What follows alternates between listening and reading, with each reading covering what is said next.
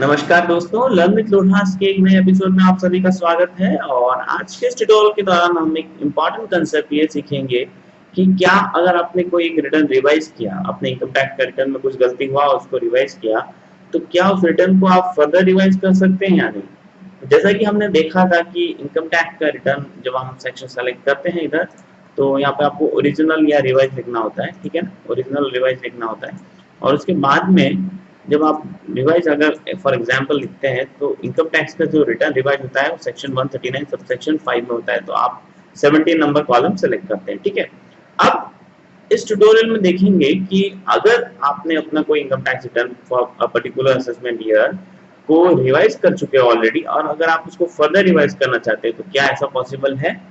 जी हाँ, बिल्कुल है। अगर आपने अपना कोई return, income tax return revise किया है जिसमें अगर कोई मिस्टेक मिली थी आपको, उसकी वजह से आपको उसको रिवाइज करना पड़ा, तो उस सेम रिटर्न को, सेम असेसमेंट ईयर के रिटर्न को आप उसको फर्दर रिवाइज कर सकते हो, बजाय कि आपके पास में टाइम लिमिट अवेलेबल हो। टाइम लिमिट की जब बात करेंगे तो वही time limit 1 year till the end of assessment year, ठीक है।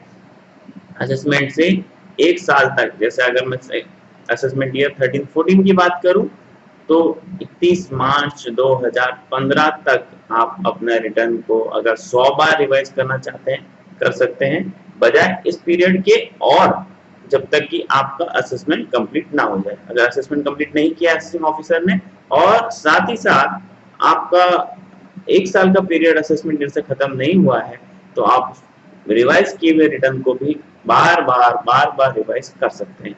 अब इम्पोर्टेंट कंसेप्ट, बहुत इम्पोर्टेंट, जब आप इस रिटर्न को रिवाइज दूसरी या तीसरी बार रिटर्न रिवाइज करने जाएंगे तो उस केस में आपको यहाँ पे आपका एक्नॉलेजमेंट नंबर और डेट फिल करना पड़ेगा। तो उस केस में आप कौन सा डेट और एक्नॉलेजमेंट नंबर फिल करेंगे। जब आपने ओरिजिनल रिटर्न जब सबमिट किया था तब भी आपके पास में एक एक्नॉलेजमेंट नंबर था और डेट ऑफ फाइलिंग था। दूसरा, आपके पास में जब आपने उसको रिटर्न को रिवाइज किया तब भी आपके पास में एक एक्नॉलेजमेंट नंबर और डेट है। तो इस पर्टिकुलर कॉलम में आप कौन सा रिटर्न जो है, कौन सा एक्नॉलेजमेंट नंबर और फिल करेंगे, तो चलिए देखते हैं। तो यहाँ पे आप ये समझ लीजिए कि अगर आप अपना रिटर्न एक से ज्यादा बार रिवाइज कर रहे हैं तब भी आपको यहाँ पे ओरिजिनल रिटर्न, जो फर्स्ट रिटर्न जो आपने फाइल किया था उसी का एक्नॉलेजमेंट नंबर और उसी का डेट डालना है। ऐसा नहीं है कि आपको एक बार रिवीजन किया तो उसमें जो एक्नॉलेजमेंट नंबर आया और डेट आया वो डालना है, नहीं।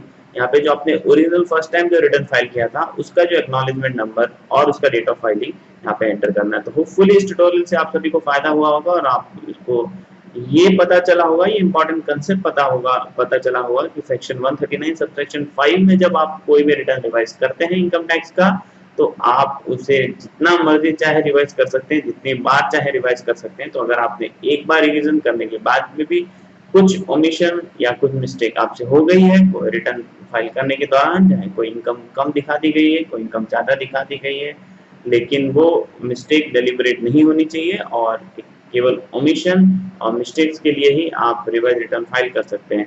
तो होपफुली आपको ट्यूटोरियल पसंद आया होगा। अगर आपको हमारा मिशन अच्छा लगा, आप हमारे मिशन से जुड़ना चाहते हैं तो ऊपर लगे सब्सक्राइब बटन पर क्लिक कर सकते हैं। इसके अलावा आपके पास में अगर income tax, service tax, VAT से रिलेटेड कोई भी क्वेरीज हैं तो आप हमारे फेसबुक पेज जो कि www.facebook.com/learnwithloras है पे आके अपनी क्वेरीज पोस्ट कर सकते हैं। और साथ ही साथ अगर कोई पर्टिकुलर ट्यूटोरियल आप अपने लिए बनवाना चाहते हैं तो हमारे को रिक्वेस्ट कर सकते हैं। I will be happy to help you and make tutorial for you.